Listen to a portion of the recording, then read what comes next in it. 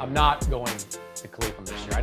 What? I know you think you can have fun anywhere, but I'm not going to Cleveland. I can't go to Cleveland. I've got boxing stuff in Tijuana, so it's going to be the other side of the world. That's a lie. That is a lie. At least man up and just say, I don't want to go. Like, at least do that. That's like me asking a girl out. She's like, I got to clean my room this time. Like, this is a lie. You're not going to Tijuana for boxing. Not going to the Jack Casino, that's for sure. You're a sellout. All right, Scal, the Celtics have been struggling this season, which makes everybody wonder, can Jayson Tatum and Jaylen Brown be the foundation of a championship team? What say you about the two Celtics? I don't understand why people bring this conversation up. I just don't get it. You have young, versatile wings that can defend, they can score. The things they have to work on are the easy stuff. Drive, kick, move without the ball, catch, attack. Like, those are easy things to figure out. But the ability to be big, long, athletic, guard, handle, like, those things are hard to find. They both have them. They're both young. They have decent contracts. I don't understand why people think that you should move on those two guys. You don't need to project whether Jayson Tatum and Jaylen Brown can play together. We've already seen it. In the 4 seasons that they have played together, they have been to 2 conference finals. Now, granted, they haven't been to the mountaintop, but in Jayson Tatum's rookie year, they pushed the Cavaliers to 7 games. This year has been such a roller coaster ride with injuries to Jaylen Brown, Jayson Tatum stepping out because of a COVID issue. And the reality is they are not surrounded by the kind of talent they've been surrounded by in the past. I think, Scal, if you add, say, a primary playmaker, somebody like they should have added last summer in Lonzo Ball, they'll be even better. We'd never be having this conversation. I know that you keep going back to that, but it seems like to me, here's where I'm at. I think they can, but I'm not making excuses for them the way I feel like you're making excuses. You're acting like if they just had another guy, they would be fine. No, they need to get better. They need to improve. The NBA is changing right now. Like ball movement, space, driving closeouts, all things that those guys need to get better at. And just signing Lonzo Ball in the offseason was not going to make those guys better at their deficiencies. Now, I told you before, those things that they need to add, that's easy. That's the easy part of it. What they have, that's hard. Like, not every NBA player, maybe the top 5%, maybe less, have what they have. Defensive versatility, size, length, ability to create a shot, can catch and shoot, or shoot off the dribble. But driving closeouts, moving the space, attacking closeouts, like, playing off of one another. Those things that they have to get better at. And I think you continue to say this and you continue to say that these guys don't have to improve, but I disagree with that. They have to get better, but I'm not willing to break them up because they have to get better. Okay, hold on. What have I ever said they don't have to improve? I don't think these two things are mutual. I don't think they're mutually exclusive. I think you can say get better Tatum and Brown at the same time, add a primary playmaker alongside them whose sole responsibility and maybe whose sole skill set is to get them the ball. Maybe it was Lonzo Ball this past offseason. Ricky Rubio would have looked great on this team before he got hurt. So that kind of player, I think, would enhance what they already have while they keep getting better. All right, let's have this conversation then, because the way I look at it, no, I just really want to know, like, do you really think that you would rather have Lonzo Ball than Marcus Smart? That's what I mean. I got to ask that question because to me, it's one or the other. It's not both. Well, yeah, I think you would have had to probably trade Marcus Smart as part of a package that would get Lonzo Ball, because not to get deep in the weeds, but I don't think they could have signed Lonzo Ball outright this past offseason.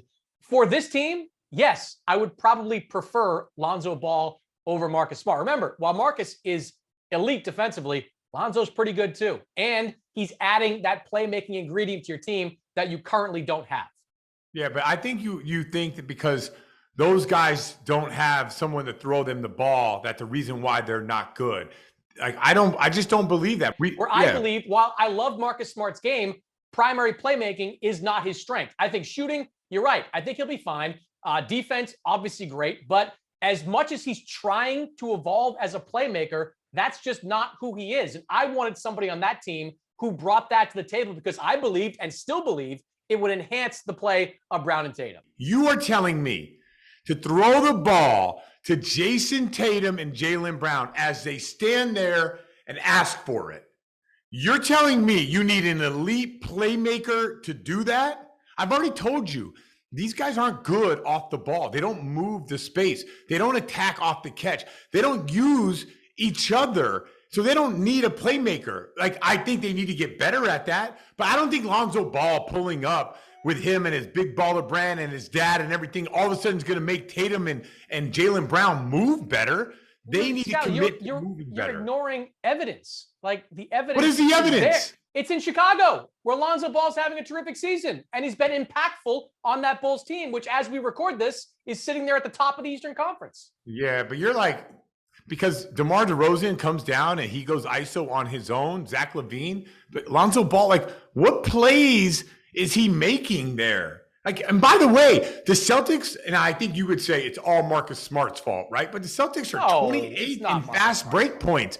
If Lonzo Ball came and he ran the floor and no one else ran, it's not going to make a difference. So I don't think it's Marcus Smart. By the way, hold on. There, I disagree with you. I mean, like, you played with Jason Kidd.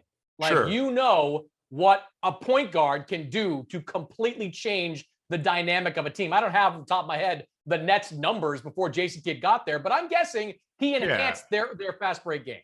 Yeah, but I think that you're like connecting dots that aren't there. Like, because they both pass the ball well, they're the same player. I know where you're going, and your argument looks so strong because the Bulls are good.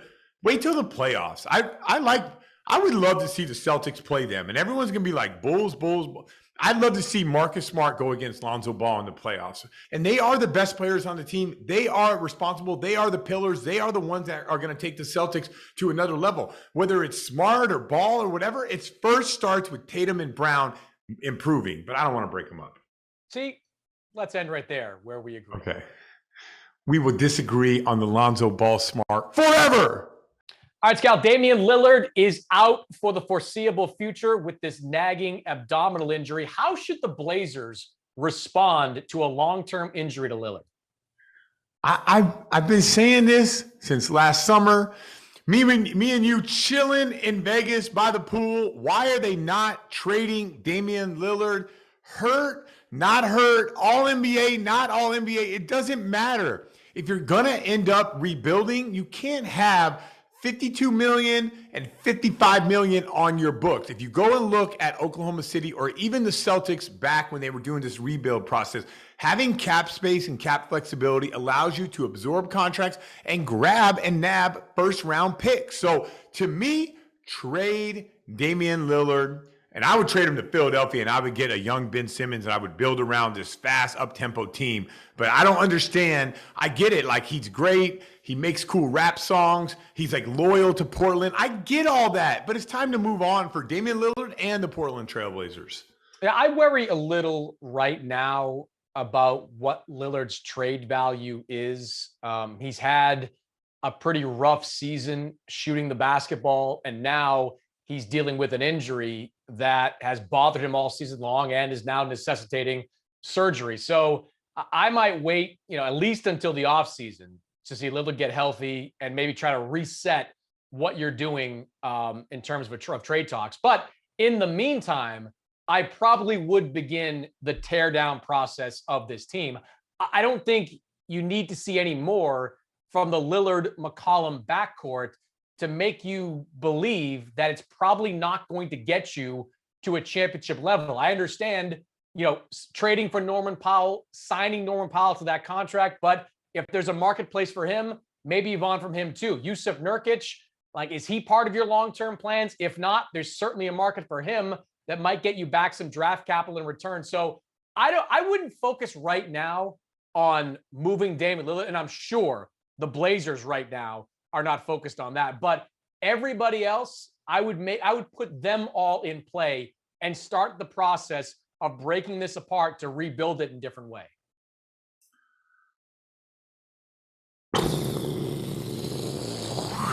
Just blow it up. What are you talking about? Blow it all up. Start from scratch. What are you doing right now? All those guys are valuable in the NBA.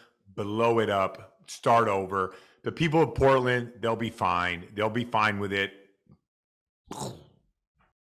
All right, Scal, we are less than a month away from the NBA trade deadline, and there is no end in sight with the impasse between Ben Simmons and the Philadelphia 76ers. ESPN reported a meeting between Sixers brass and Ben Simmons' agents, which sounded like the embodiment of the Spider-Man meme, where they just kind of pointed at each other and said, really, nothing is actually going to be happening right now. So the Sixers may have a decision to make before the deadline.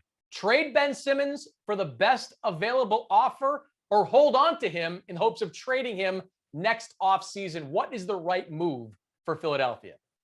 Is Damian Lillard available even with the ab? Like, I don't understand why this hasn't happened yet. But yeah, I mean, if I'm the Sixers, I think as we're going forward here, I think Ben Simmons is actually looking better and better for some of these other teams that thought, these air quotes right here, thought that they were going to be good.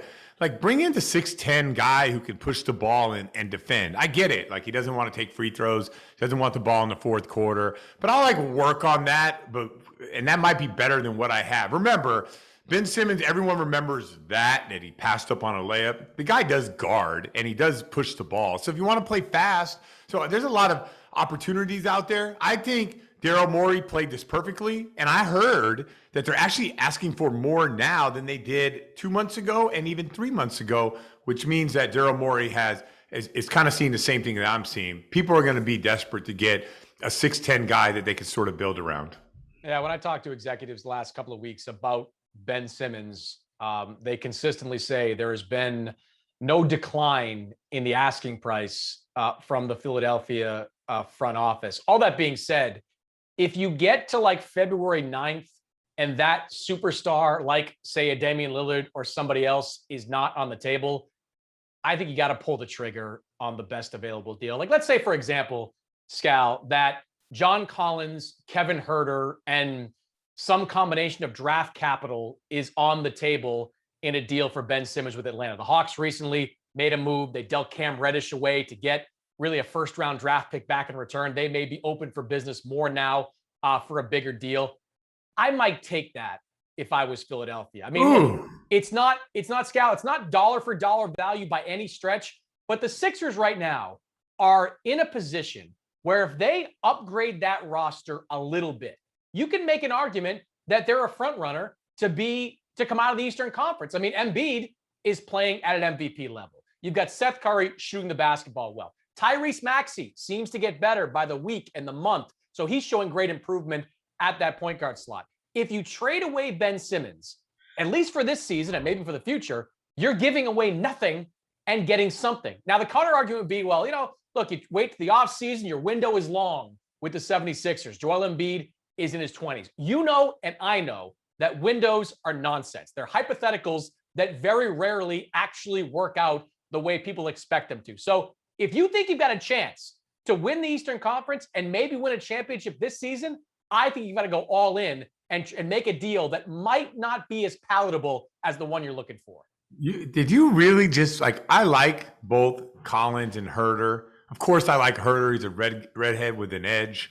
But for Ben Simmons, I don't understand. Like, Chris, you got to give me more than that. If I'm Philadelphia and I had this year and I'm sitting out, I need more than Kevin Huerter and John Collins. I need any of those guys even potential all-stars? I don't know. I can't. Sure, I can't. Collins is a potential all-star. I mean, he's got that. Not next to Embiid, he's not. Probably not. But I'm not saying that. Like, you put guys that are potential all-stars next to a superstar, and yeah, their all-star ability kind of goes down. But I think Huerter playing off Embiid is going to get a lot of wide open looks on a team that. And he's shown. I get that, but are you telling me that there is no shot of getting like a Damian Lillard? There's no shot. 31-year-old with the abdominal injury. You're telling me that? I agree with you. I think windows, right? Embiid does have a window. It's not 10 years, or it's probably 3 or 4 years. Well, so does Damian Lillard. So I don't understand. If he's healthy. If you have to tell me that I can't get the rest of those guys, and you have to tell me that I can't get those guys next offseason either. If I got to look at it like that. Like, by the way, don't forget, like Jordan Poole will be up. He'll be a good guy to like kind of target if the Warriors didn't want to pay him $23 million. So there's some guys out there that you could sort of work this thing out, but you can't tell me that you're walking away for Ben Simmons after all the things you've been through with John Collins and Kevin Huerter. Well, I mean, you'd rather have Jordan Poole over John Collins? No, I get more. I'm just saying, like, I don't see John Collins and Embiid. That's, to me, is not a great pairing. That's Collins not. Can shoot the ball a little bit. Like he's shown. That's not a great pairing for me to look at that and say, "Watch out, Bucks. Watch out, Nets. They're coming for you."